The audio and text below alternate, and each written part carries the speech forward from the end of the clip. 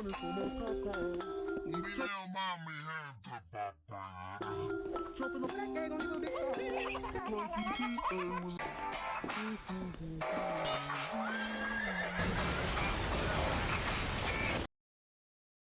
everyone, this is TheNelston and welcome back to another video. Today I'm here to teach you all how to participate in the most challenging endgame content in Wynncraft, Guild Wars. If your childhood role model was the then you're in luck because I'm going to be teaching you how to knock down towers faster than George W. Bush. This video will be split into 3 parts: how to war builds, and the economy.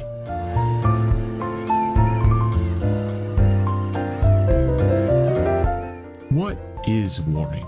Is it gathering your friends to take on a common enemy, uniting under one banner to fight for dominance only to lag out of the war and throw the whole thing?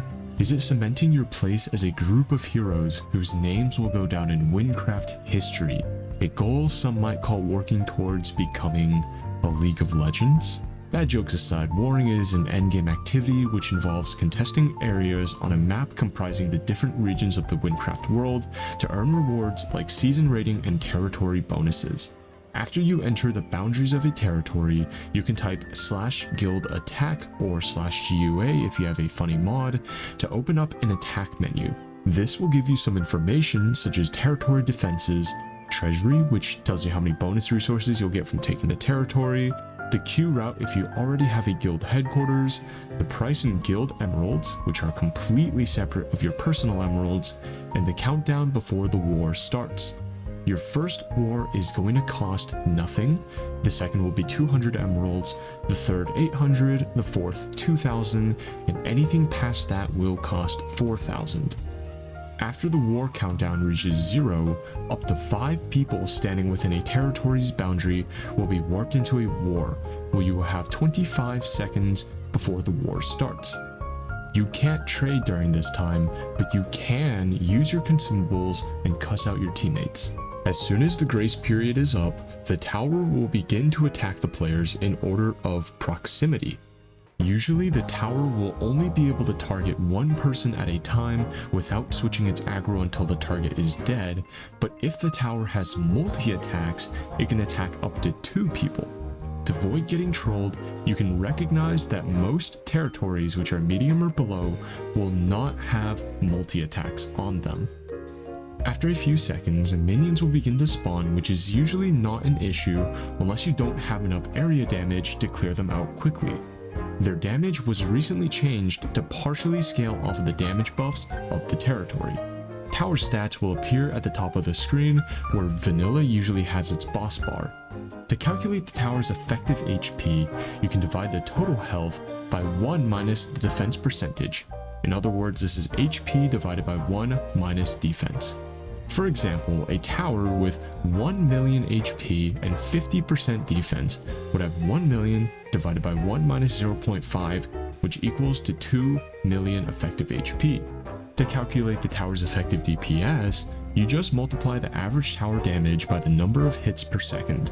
For example, a tower with a range of 1000 to 1500 damage and 2 hits per second would have an average DPS of 1250 times 2 equals 2500 DPS. This is useful information to have, as the maximum EHP tells you how much time you can expect to spend in the war based on your team's DPS, and the tower's DPS tells you how fast you need to heal or otherwise regen health to avoid getting John F. Kennedy'd. While the tower's maximum EHP will stay the same for the duration of the war, the maximum DPS will not. After the first minute, the tower's damage will increase by 1/5 or 20%. After the second, it will increase by 1/6 or 16.66%. After the third, it will increase by 3/14 or 21.42%. Finally, the last increase is 3/17 or 17.64%.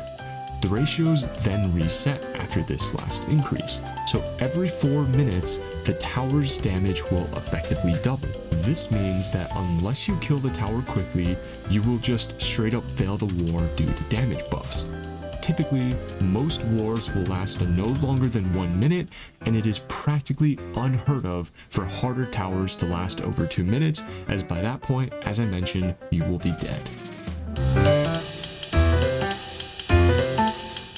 If wars were just a matter of bonking the tower repeatedly while it smacks you back, they would be quite trivial.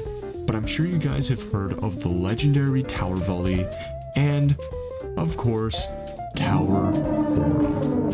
These are two special attacks which pose a far greater threat to your war team than literally anything else, because they hit a large area and instantly deal undodgeable true damage, which can hit for up to 2 times the tower's current maximum damage.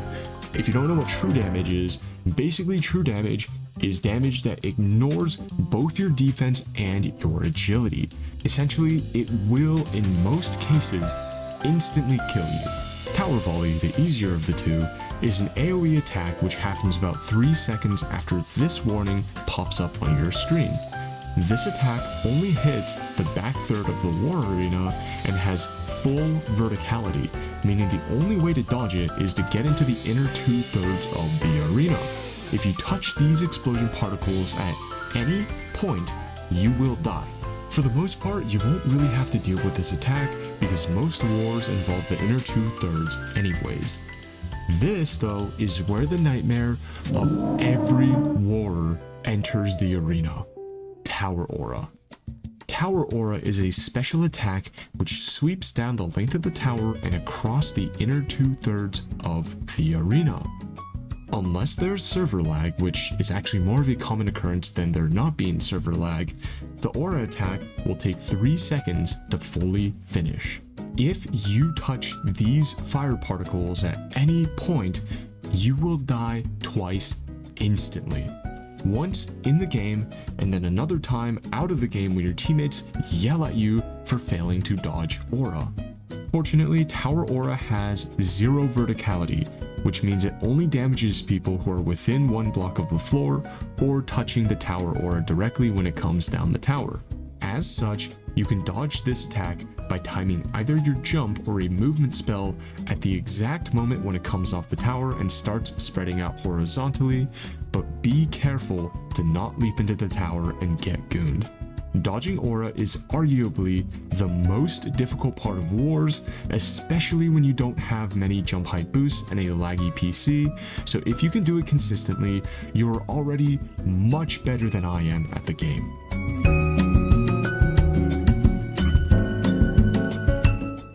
Well, that about does it for this video. Thank you guys so much for watching. Leave a like if you liked the video, leave a dislike if you hated it, subscribe for more content like this, leave a comment down below with your questions, and I will see you all in the next video when we talk about war builds.